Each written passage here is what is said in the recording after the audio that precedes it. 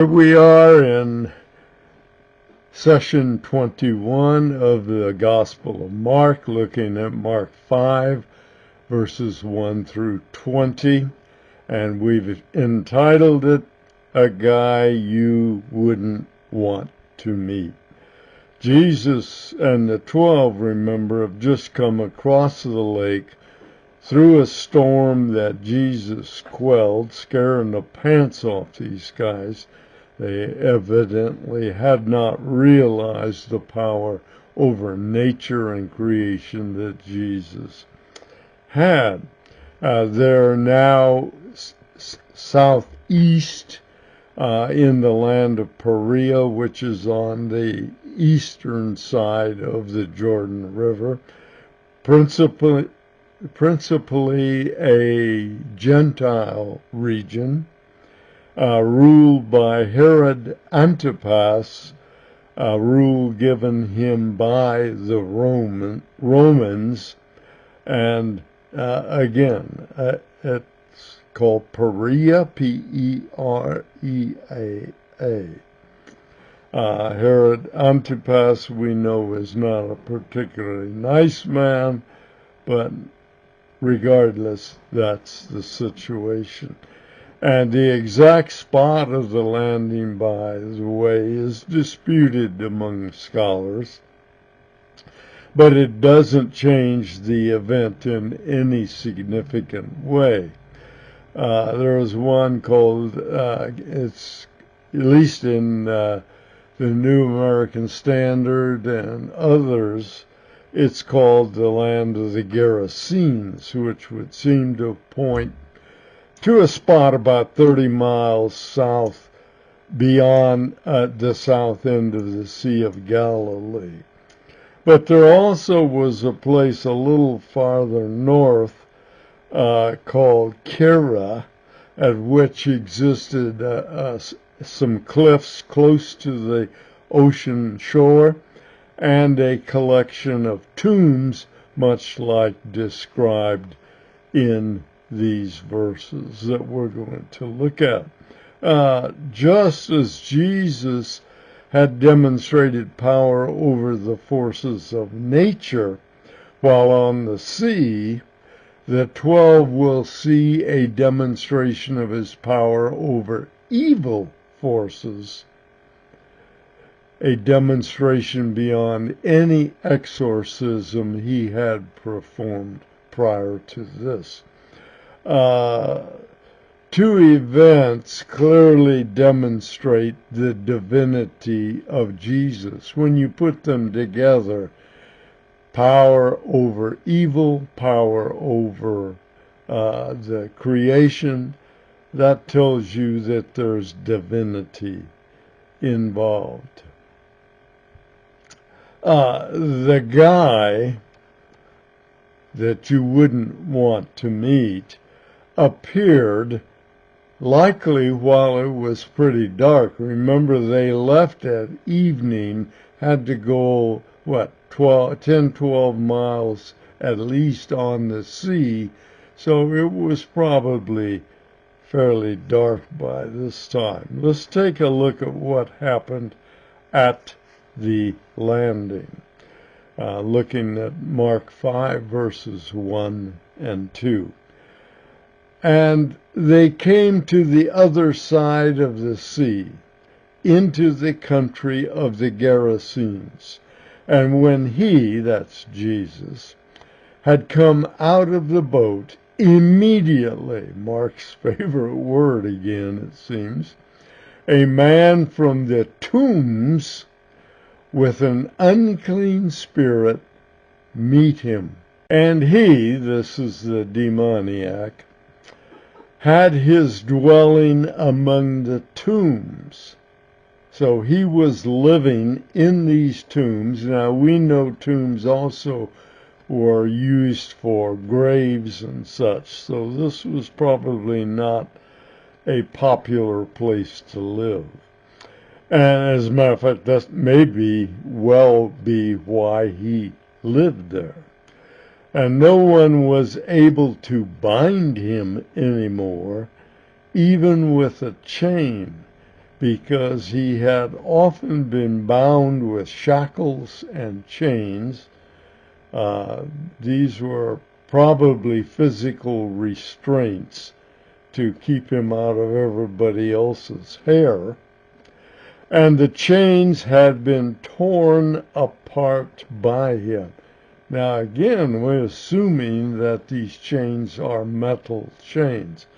So there was extreme physical power within this individual in his demoniac state.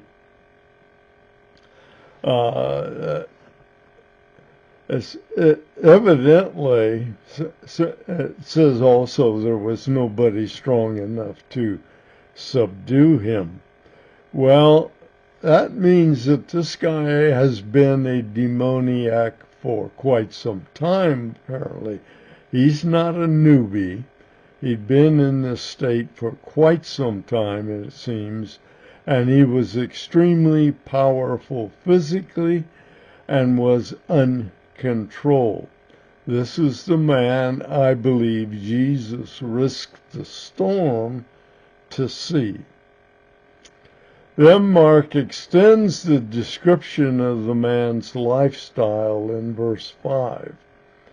And constantly, night and day, among the tombs and in the mountains, he was crying out and gashing himself with stones. He was in a terrible state.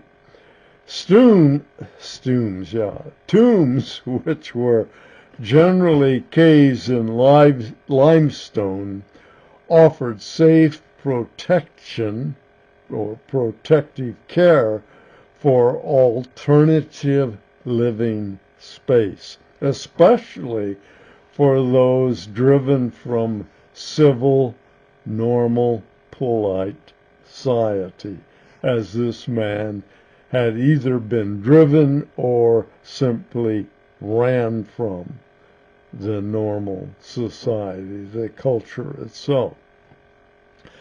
This man seems to fit that description, at least, and has been described as a stage of panic psychosis. Verse 6 expands on Mark's use of immediately from verse 2. Remember, he said that immediately when they landed, this man was there. Well, he clears that up just a bit in verse 6. It says, and seeing Jesus from a distance, he ran up and bowed down before him. So he saw Jesus while they were still out on the ocean, and as they came to land, he also reached that same point, apparently. It said he bowed down before the man, but as a demoniac, you would know that wasn't in order to worship him. But certainly he would have recognized that Christ was superior to him in some ways. So it wasn't worship, it was, respect. He was showing respect because he knew the difference between Jesus and himself. But look how the man addresses Jesus by name and by identity. Now we're in a land of Gentiles predominantly. There probably were Jews scattered around, but they wouldn't have been predominant in the culture. So the demonic apparently knew who Jesus was. And because he called him the Son of God, he would know who Jesus truly was. And crying out with a loud voice, he, the demoniac, said, what do I have to do with you? And here's the key. Jesus, Son of the Most High God. He knew Jesus by who he was.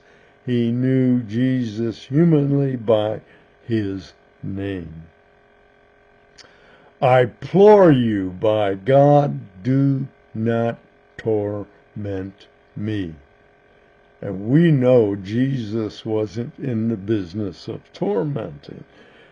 And in verse 8 he says, for he, and now he's speaking of Jesus, Mark is, for Jesus had been saying to the demoniac, come out of the man, you unclean spirit. So Jesus knew what the problem was and was intending to deal with it.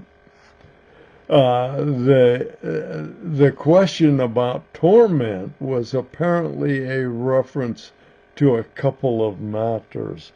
Jesus commanded the demon to come out of the man. So far, all we are aware of is that there's a demon in this man. And the end time intent Jesus had in mind for the man, because we're going to see a bit of that a little bit later. In other words, Jesus exorcising the demon or demons could be related to end times disposition of all evil. And you can imagine what that might involve. The demoniac, knew that Jesus could end his life as he knew it anytime he wished. He was certain of that. But that could be why the demoniac both called Jesus by name and by his identity, believing, as the culture did, that it would give him some kind of advantage over Jesus in this meeting. It wouldn't, of course, but that was the belief of those days. But as he usually did, Jesus turned the tables. Let's look at verses 9 and 10 of Mark 5. And he, Jesus, was asking him, the demoniac, what is your name? And he, the demoniac, said to him, my name is Legion, for we are many. And he, the demoniac, began to entreat Jesus, beg him, if you please, to earnestly not to send them. That's his interesting mix. He, the demoniac,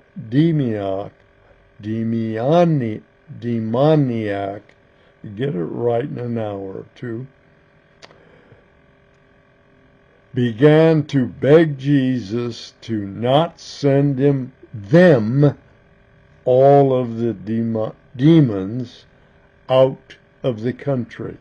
So here Mark has the legion of demons, if that's what is implied, speaking through the mouth of the single man.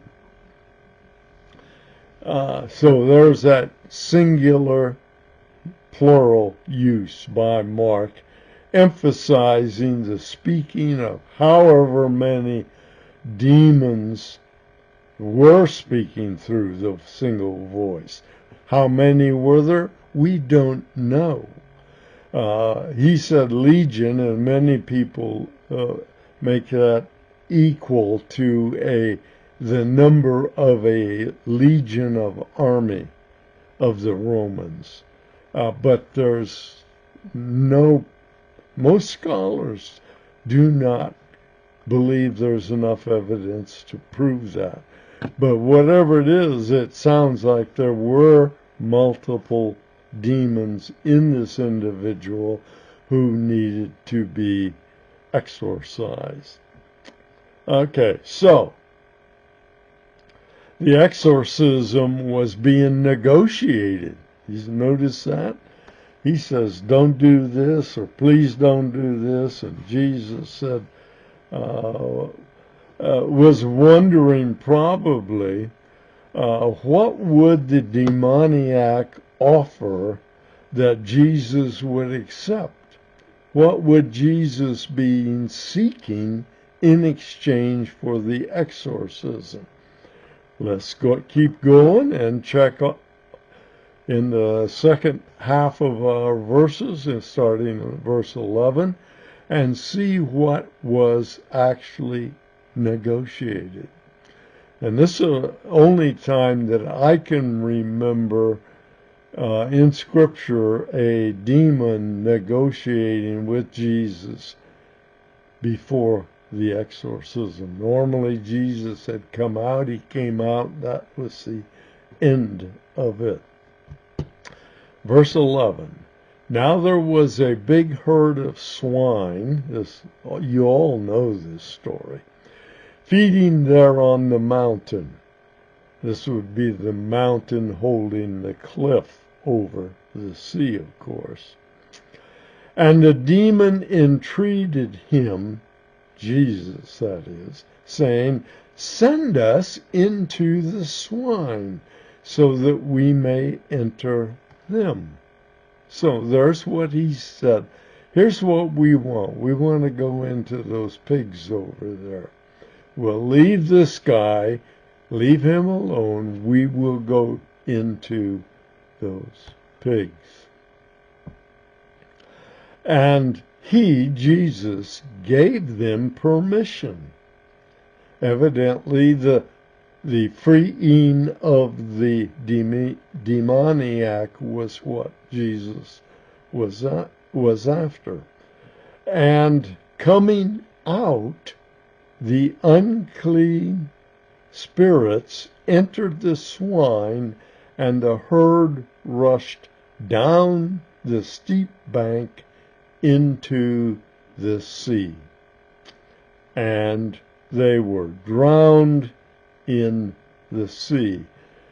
I'm not sure the demons would have looked forward to that. I have no issue with what the demons might have done after the pigs drowned. I doubt seriously that it ended the lives of the demons. But they did not want to be sent to the abyss, I believe. It would mark of their existence as they knew it, definitely, because they would be confined permanently.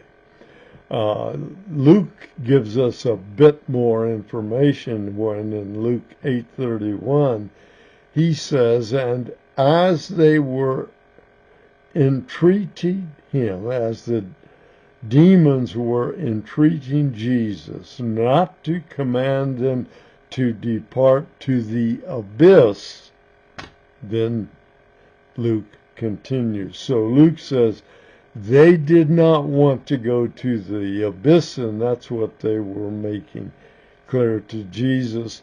They were wanting to know if they could trade leaving the man and entering the swine for being assigned to the abyss.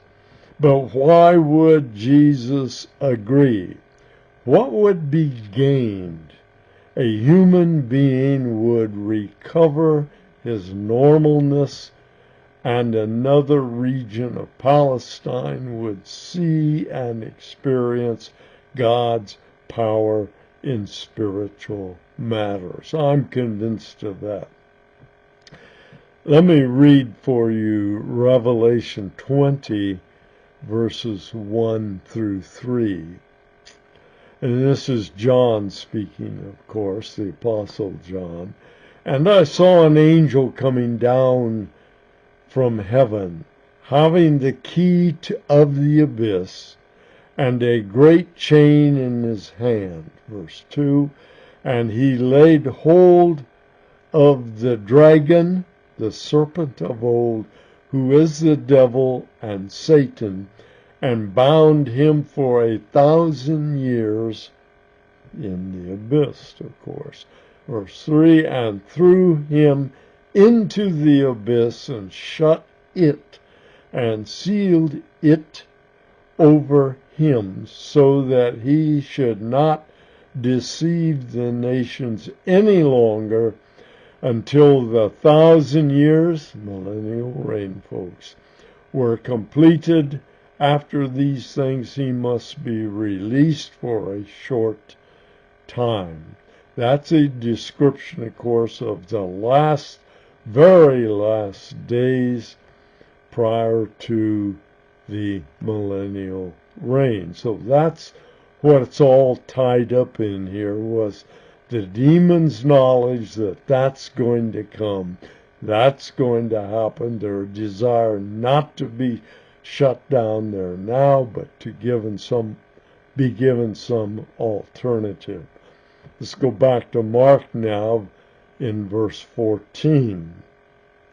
"And their herdsmen," the herdsmen of the pigs, I would assume, "ran away and reported it in the city and out in the country.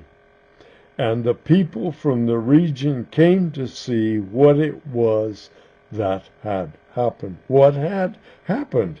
We're in a Gentile land where raising pigs was a prosperous thing. It wasn't prohibited. There weren't enough Jews to stop them from doing this.